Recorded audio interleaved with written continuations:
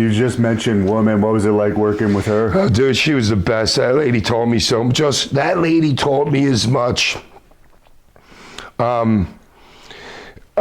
as outside of the ring as I knew, like, moves inside the ring then. You know what I mean? Because she had been with Kevin Sullivan for freaking her whole life since she was a kid, dude. And everyone knows how brilliant fucking Kevin is. So she absorbed it all, dude. And she was just like, no, Hack, we're not doing it that way. We're doing it. Like I'll give you an example. When we did the blind angle, when me and Dreamer do the blind angle, right? And I wanted to do it like the Tommy Rich. Like Tommy Rich would bleed, and he'd be like, his face and the white hair looked great, and he would juice hard, dude. And then like freaking like go like this, walking around the audience and shit like that, selling. I said I wanted to do it like that. She goes, no, that's not how we're doing it. I said, why? It'll be freaking perfect. Everybody will see the blood. She goes, dude, we're trying to blind you. We're not trying to make you bleed to death. She goes, you're going to get hit. You're going to fucking lay there on the mat. And this is how I learned this one, like pregnant pauses. So it's her and Dreamer. And it's like, boom, I get hit. I'm down. Fucking, she looks at me. She looks up, looks at Tommy. Tommy like looks at her, looks down at me. She looks down at me. And there's little pauses here, you know what I mean? And then they both look up like together, or that's how I remember it, you know what I mean? And it got over huge because people totally believed I was blind.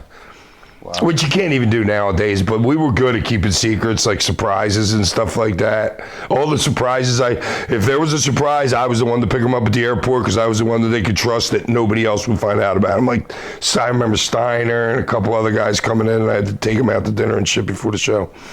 Were you shocked when she was killed, I guess? Oh, yeah, what, are you fucking kidding me? Yeah, dude, that hurt right there. That hurt my heart right there. Yeah, dude, I was fucking devastated. I couldn't move.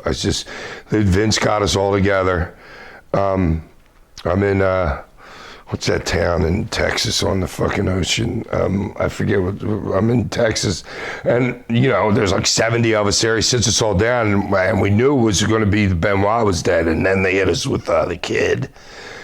And fucking and Nancy, and I just started bawling. I couldn't move. I was in that seat for another 3 hours. Everybody else was going or doing whatever. I was so devastated. I couldn't even move because our sons were the same age.